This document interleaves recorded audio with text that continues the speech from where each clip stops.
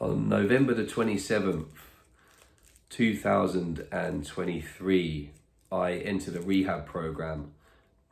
Now, I'd done a few rehabs the year before, a few months here, 4 months there, a couple of weeks here, and nothing seemed to be working. I thought I was a lost cause. Looking back now, I can see it was me that wasn't working the programs I was told to do and not the rehabilitation centres.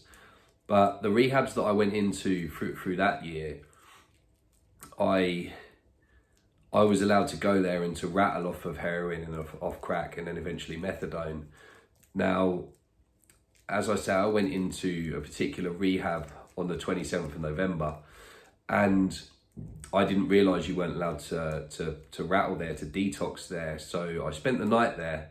They realised how sick I was, and the next day they sent me to a detox centre in Liverpool, which was about a 4.5 hour drive away. So I was put in a hotel that night, and I was told to go and use drugs or I could die in the night, because I was really sick, and I was shipped up to Liverpool. It was an absolutely fantastic detox centre, and I had to be clean for a day. So the first day I had to rattle. Then the next morning I was given 12 milligrams of Esprinol, which is a new form of Subutex. It was like it's almost like a methadone type stuff. It covers the effects of coming off heroin, but again, it's very, very addictive itself. And I was told in the detox centre that I should come off of that over 3.5 to 4 weeks. I'd never been on it before. I'd never used it in jail. It's abused in jail quite a lot, actually, Subutex. It's taken in the mouth orally with water. And what people do is they flick the tablet up into their cheek, and they'll get it out as soon as possible when it's kind of squishy, and they'll dry it out and sniff it. Now, that's something that I never did. So I'd never been on Esprinol before. They put me on 12 milligrams. And I said, no, I'm coming off this in 10 days.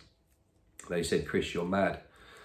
I said, I know, I am a little bit crazy, but I was that adamant I wanted to get off all substances by this point in my life.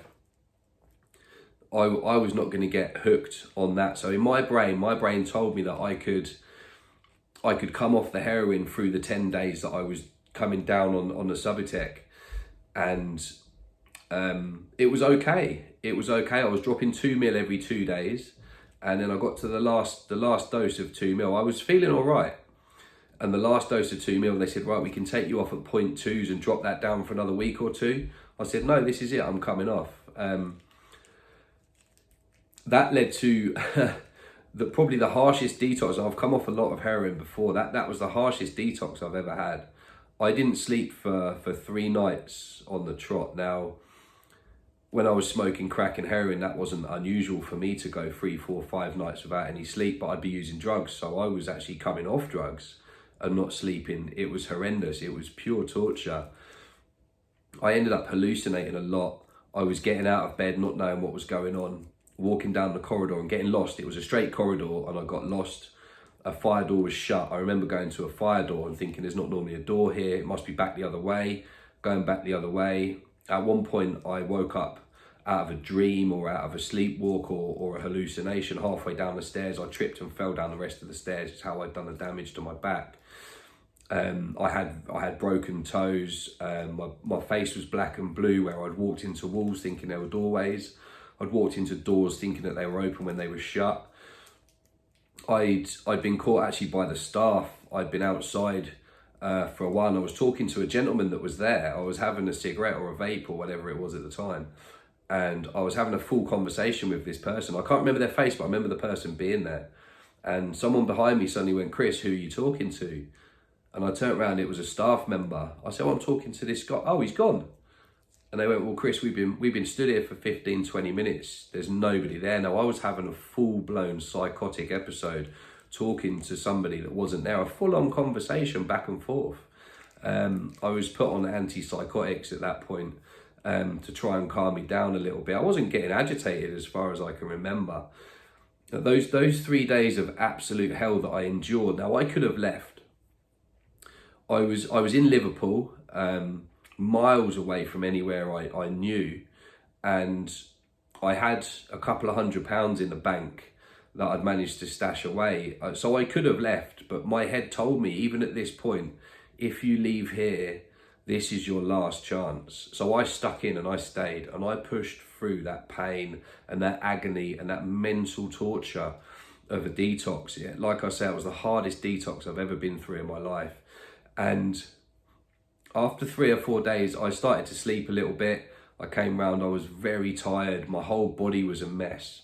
I felt pains and aches from where I'd been abusing my body for the last year or so from the previous, well, for the last sort of 7 or 8 years, I suppose it was all catching up with me. But this time in particular, probably the last 6 months, was pretty hard, pretty harsh. Now, there was groups at this detox facility, so I managed to drag myself to the groups. We had 3 groups in the morning, 3 groups in the afternoon, and then go to an AACA or NA meeting in the evening. This was 5 days a week, and there was a group on a Saturday and a meeting on a Saturday as well on Zoom. And I pushed into all the groups. I became an active member of the group.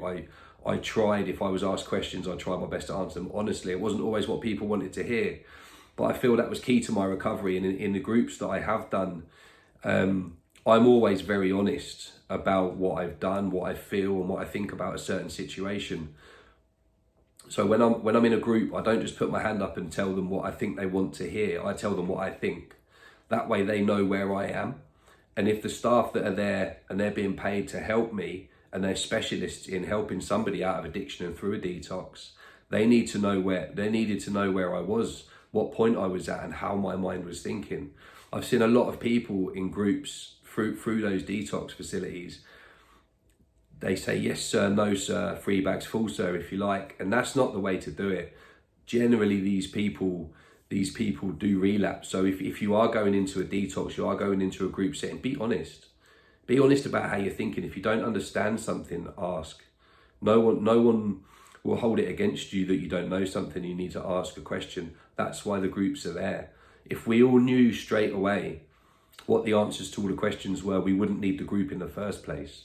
So I've been seen sometimes as a bit of a troublemaker because of my views in groups. But that's got me through. This is how I feel about this. This is what I think about this. Please tell me where I'm going wrong. And then the staff would wrap around me and say, okay, well, try and point in this direction. Maybe you're seeing that a little bit wrong. Try and look into this. What's causing that? Is this a childhood trauma? Is it an ACE, which is an adverse childhood experience? Is it from something that happened to you when you were growing up, through crime, through prison, through institutionalization? And there's all these questions that will open up that whole subject. And you can then learn how to deal with the past and learn to push through, and then become more compos mentis, as it were, about what's going on and about your recovery. Now, I'm still feeling pretty rough at this time, and I was in then, sorry. And, a few people came up to me in the detox centre and they were like, Chris, do you remember the last few days? I'm like, yeah, of course I do. I fell down the stairs and I walked into a wall. They're like, okay, well, if that's what you remember. So I'm still in touch with these guys now, and they've become, 14 months later, they are truly good friends of mine. They really are. We have a small group on WhatsApp when we spent Christmas and New Year's together in the same facility. So we became very, very close for a month, 5 weeks that I was in there.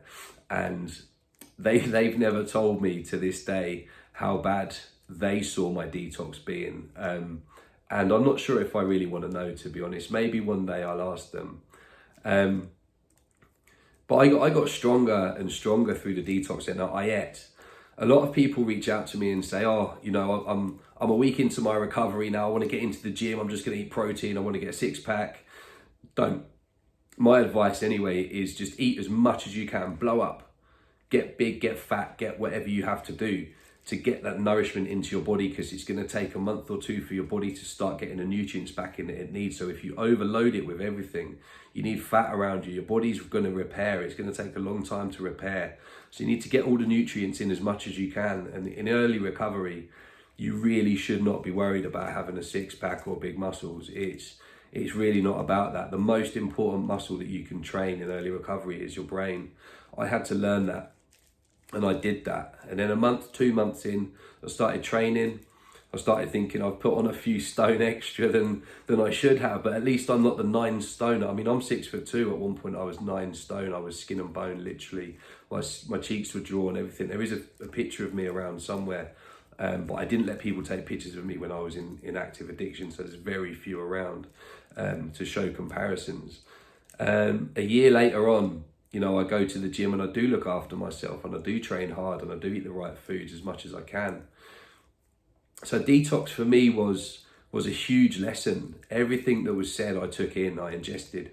I made notes. I spoke about my feelings. I talked for the first time. I opened up, and I became freer every time I did that. And I was in a safe environment. And from that, I believe that first initial detox center that I went to is what gave me the strength in recovery that I've needed to push on through and be able to share my journey with you guys. I hope that clears things up a bit about my detox. Next video is going to be about the next few weeks after detox. Hope you're all enjoying my videos. Please do subscribe to my channel. Any questions you've got about the video, do pop it in the comments section, and I'll answer them as honestly and openly as I always do. Have a great day, everybody, and thank you for watching.